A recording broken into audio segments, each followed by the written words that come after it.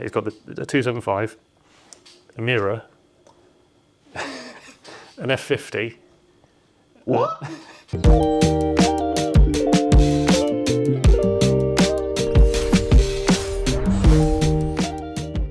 Hi everyone, welcome to the Car Guy Algorithm. I'm Doug of Nightfall Drives. And I'm Joe of Jay's Driveway. On to the next category then. Yeah. Car reviews. Yes. Straightforward. Yes. So my first one here, I've recently discovered this guy, and we've talked before about we're not particularly that interested in newer cars. No, not really. So it depends Very what few. Depends what it is. Yeah. So, and I think this is a common thing with the way the car market's going, and it is a very strange time for the industry and whatever. But Very true. and this channel seems to do entirely like new reviews, new car reviews. But it's done in such a way that it's very entertaining. So this is Marek Drives in English. Oh, okay. So he's a Polish guy, but has a Polish channel and English channel. Mm-hmm. The English channel, the one I've picked out is on the Microlino. Yeah. So you heard of the Microlino? No. So you know the BMW Isetta, or the bubble car? Yeah, I remember that. This is now a modern interpretation of that, but it's electric. Interesting. So it's got the door at the front that comes out like this. And, Okay. I can't remember the range of it, something like 100 miles. Or, Kind of like a Honda E. yeah. That's a bit generous. Yeah. The guy, just to give an example of why I think this guy's quite interesting to watch, he starts the video arriving on a little electric scooter. Yeah. And turns up to the car on that, and I find it's quite a nice way. Even if you're not that interested in new cars, it's quite an entertaining way to find out a bit about them. And he's done some interesting ones like this thing. So this thing, if you turn up anywhere in a car meet in a Microlino, I think people will be talking to you. Yeah. It's a curious thing. True. Very true. I mean, you will definitely stand out, and that's not me saying it as if I'm dissing them. No, as in you like what you like, not because what should be generally liked by the public. So, which is always a good way to be. Yeah. And actually, the way that they film this, I think I suspect it's his partner helping him film, which my partner helps with my videos. Sometimes it adds a bit, nice. It adds an extra layer to it, definitely. That's awesome. Yeah. Awesome. And some great shots in there. So check him out, Marek. I'm gonna click on the links on these videos as well, because there's this one and the road trip one so far, definitely on my watch later list. My first one for car reviews is a channel called Cars with Miles. Now again, it's an American channel. Car reviews across the pond, for me, they're usually more missed than they are hit. But with someone like him, he is very charismatic, but in the most natural way. I.e., the introductions to his videos, even sometimes his thumbnails or titles, he already tells you about the car without giving too much away, but also in a way that you want to actually watch it.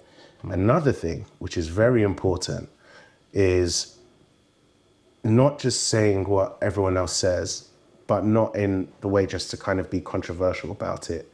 For example, he did a review, not that I'm big on these cars, but this is just like an example of the Aston Martin DBX. Is it a 707 or the new one that they did? Now, normally everyone would tell you that, like, out of these big SUVs, the Urus is the one to go for and everything like that. But he literally gives very specific reasons as to why he feels like that's better. But also on roads that, again, are twisty. Again, it's realistic things that you may or may not like. And most importantly, I think for me, is I can actually sit there and watch his old videos. Another thing as well is he goes back in time and he reviews older cars too. So he loves the E92 M3, he has one himself. And he recently reviewed the E92 M3 C something. I need to actually find out the name. CSL? No, not the CSL. They did a specific version of it. Hold on, sorry, 1 second. This didn't even need to be edited because I need to get this right. Yeah. And I didn't even know it existed until he said it. And I was like, what is that? There's only 67 examples of it. And it's called the CRT, which is Basically, you get extra carbon trims with it, real special Recaro bucket seats. It's lighter, but it also has a 4.4 litre V8 in it that you would find in the GTS of that era. I've never heard of this CRT. That's what I'm saying. And it's the four-door saloon one. It's the E90, yeah. I think actually that is probably better looking than the coupe. So, yeah. They're both nice. But. Yeah, exactly. I love the coupe. I also find the E90... Sorry, we're going off topic. But I also find the E90 just so elegant looking, and I love the fact that it's quite literally a brute in a suit, which I know has been a topic on another podcast, which most people may have watched. But I mean, future category. Future category. We got into that. I've got a lot more to add on that one. But yeah, very great channel, very underrated. He does his own thing in his own way with the own cars that he likes. And it's honestly refreshing to watch, especially a Brit saying that about a US car reviewer. It's very rare. So, nice. Yeah. And just to finish on you mentioned the American videos. I think they can be hamstrung by the fact that the roads are quite often straight and grids, and That's exactly it. Even on channels like Jay Leno's channel, goes out for a drive in this thing that's just traffic light, and I think they're hamstrung a bit by the fact that you have to seek out these, quite literally. It depends where you live in it, obviously. But but that sounds really good. It is really good. And he's a McLaren fan. Oh, great! I love McLaren. So yeah, we'll get to that. Exactly. So my second car review is by a guy called Sean Hudspeth, who is a Ferrari GT World Championship racing driver. Ooh. And I've stumbled across these videos where I think he broke his ankle or something, so he couldn't race. Oh, okay. And he ended up doing a series of a number of different Ferrari models.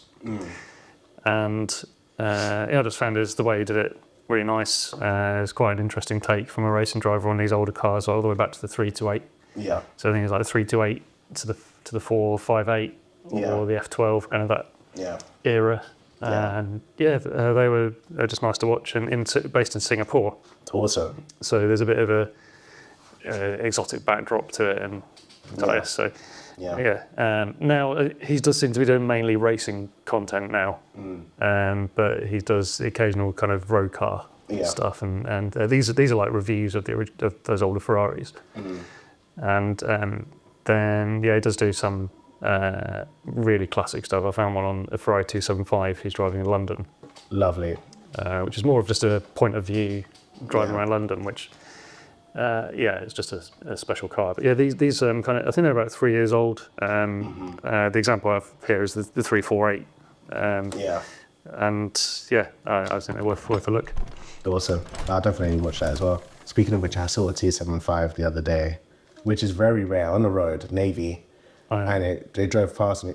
Do you know whose it is around here? Yeah. Oh, do you? I saw it. I was like, "There's no way I just saw that went past me." Yeah. Okay, this is off-piste, but it's another video recommendation in a way. Yeah. And local to me, there's a guy with a great collection of. He's got the 275, a Mira, an F50. What? And a Lancia Stratos replica. Okay. And this guy did a video with Johnny Smith on the Late Break Show. Okay. So that's another channel which I'll put a link to that particular video, and I've been fortunate enough to see the F50 going by a couple of times, and it just sounds incredible. And so where else do you see the 275? In my city. Yeah. I literally was just coming back from the fuel station, and I saw it from far. I thought it was an E-Type from far. At first I was like, oh, that's nice.